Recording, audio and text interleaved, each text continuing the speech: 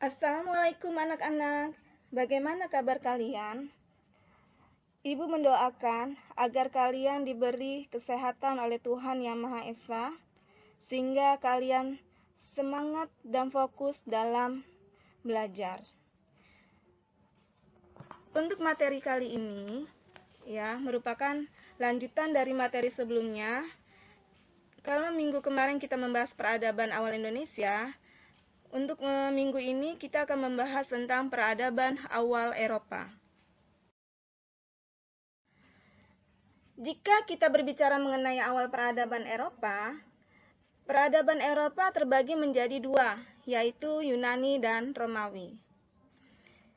Pertama, Ibu akan menjelaskan tentang peradaban Yunani. Yunani ini sendiri terletak di semenanjung Balkan atau ujung tenggara benua Eropa. Di Eropa sendiri sekarang ini ada negara Yunani. Asal mula bangsa Yunani sendiri adalah berawal dari penyerbuan bangsa Indo-Jerman atau Hellas. Di bawah bangsa Hellas ini, Yunani terpecah-pecah menjadi ratusan polis atau negara kota. Apa sih yang menyebabkan mereka terbentuk menjadi polis-polis? Ternyata yang pertama adalah karena wilayah Yunani itu bergunung-gunung. Sehingga pada masa itu, karena semuanya serba terbatas, mereka untuk berkomunikasi dan transportasinya juga sulit, akhirnya mereka mengembangkan sendiri masing-masing kelompok masyarakat itu, sehingga terbentuk menjadi polis. Yang kedua, mereka suka mengembara dan hidup berkelompok. Walaupun terpecah menjadi polis, masyarakat Yunani kuno memiliki rasa persatuan sebagai bangsa. Kalian bisa melihat yang pertama adalah adanya kesamaan bahasa, yaitu bahasa Yunani. Kemudian memuja dewa Zeus sebagai dewa tertinggi. Kemudian mereka mengadakan Olimpiade yang selalu dilakukan setiap 4 tahun sekali dalam rangka menghormati dewa Zeus. Olimpiade ini biasanya lomba-lombanya itu berisi tentang atletik. Dan mereka itu sangat sekali mengenal cerita kepahlawanan. Jadi mereka sangat suka terutama hasil karya Homerus. Yang terakhir adanya kesatuan upacara nujum. Nujum ini sendiri adalah orang yang pandai meramalkan sesuatu dengan melihat bintang, atau orang yang pandai meramal nasib dengan melihat tapak tangan seseorang. Kemudian selanjutnya peradaban Pulau Kreta. Pulau Kreta sendiri letaknya sangat strategis. Karena letaknya strategis, maka Pulau Kreta ini akhirnya menjadi maju karena karena majunya yang menyebabkan peradaban Pulau Kreta ini maju karena pusat-pusat perdagangannya itu maju, sehingga mendukung Pulau Kreta menjadi kerajaan yang besar. Nah, kerajaan Pulau Kreta mengalami kemunduran. Salah satunya adalah mundurnya perdagangan, kemudian gempa bumi yang dahsyat, tumbuh dan berkembangnya kerajaan Mykenai, dan adanya penyerbuan Indo-Jerman. Runtuhnya kerajaan Kreta mendorong perdagangan pindah ke kerajaan Mykenai.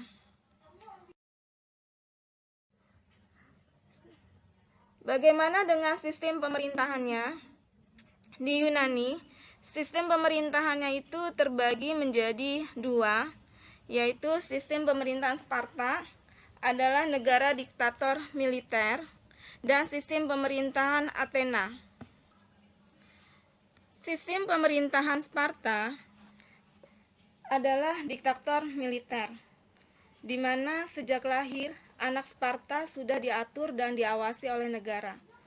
Jadi orang tua tidak mempunyai hak terhadap anaknya, terutama anak laki-laki. Dan yang dipilih adalah anak-anak yang mempunyai fisik yang sehat.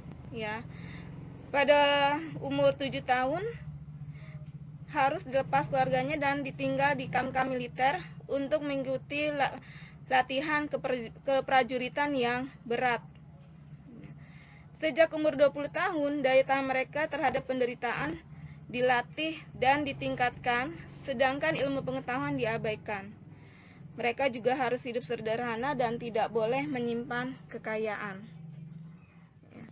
Kemudian kalau Athena yang tadi Ibu bilang, sistem pemerintahannya adalah demokratis. Memang berbeda ya dengan Sparta. Kemudian dalam bidang kesenian, mereka memiliki seni sastra, seni bangun, dan seni teater. Ya. Kalau seni sastra yang tadi Ibu bilang, mereka lebih senang cerita-cerita kepahlawanan. Ya, sedangkan seni bangun lebih ditujukan kepada bangunan itu lebih ditujukan kepada dewa-dewi mereka. Ya, seperti kuil Parthenon untuk menghormati Dewi Athena, kuil Zeus. Sedangkan kalau teater, ya, mereka selalu mengadakan seni drama dan seni suara dan diadakan di panggung terbuka.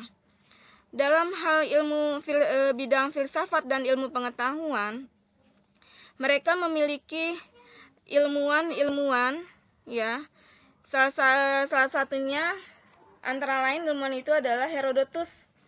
Yang seperti kalian pernah Ibu jelaskan di semester 1, Herodotus itu adalah bapaknya sejarah. Ya, kemudian ada Sokrates.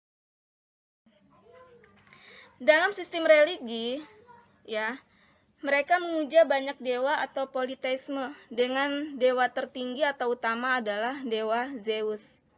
Masa kemunduran dan keruntuhan Yunani, ini masa kemundurannya adalah karena terjadinya perang saudara, dan kekacauan ini dimanfaatkan oleh Makedonia. Dan kesimpulannya dari materi ini adalah puncak kejayaan Yunani itu adalah tampilnya dua polis, yaitu Athena dan kemudian peradaban Romawi, ya. Peradaban Romawi di sini adalah terletak di Apennina. Sekarang ini terletak di Italia. Sistem pemerintahannya ini ada terbagi tiga, kerajaan, republik, dan kekaisaran. Zaman kerajaan ini berganti menjadi republik karena adanya ya diturunkan oleh orang-orang bangsawan. Raja yang terakhir diturunkan oleh orang-orang bangsawan, akhirnya berganti menjadi republik. Sedangkan pada zaman kekaisaran ini mencapai puncak kejayaan pada masa Kaisar Octavianus. Kaisar Nero sendiri setelah pengganti Octavianus adalah Kaisar Nero. Dan ini dianggap kaisar yang paling kejam karena dia membunuh ibu, istri, dan gurunya serta membakar kota Roma. Nah, anak-anakku sekalian, seperti yang sudah Ibu jelaskan di semester awal, kita belajar sejarah adalah untuk menjadi orang yang bijaksana.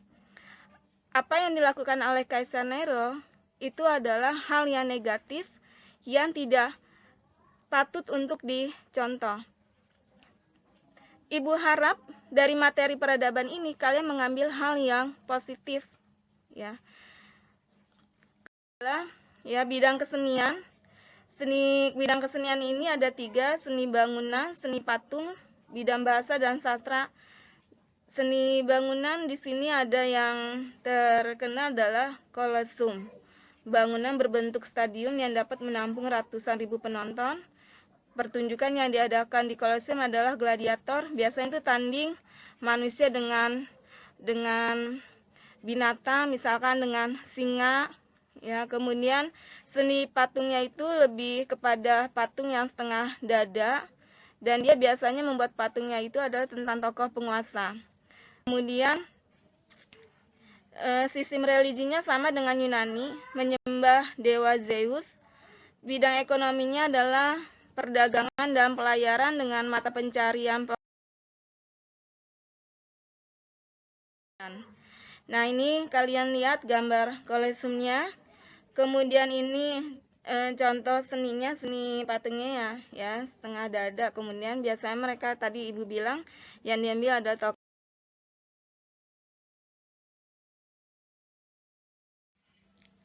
Kesimpulan dari materi ini adalah bahwa suatu peradaban manusia bisa hancur karena terjadinya perang saudara. Ibu harap kalian bisa mengambil manfaat dari materi ini, bahwa dengan cara meningkatkan rasa satu persatuan, yaitu dengan menghormati dan bekerja sama. Selanjutnya kalian mengerjakan latihan, yaitu gambarkan salah satu peninggalan peradaban awal bangsa Eropa. Kamu bisa pilih Yunani dan Romawi di buku latihan. Wassalamualaikum warahmatullahi wabarakatuh.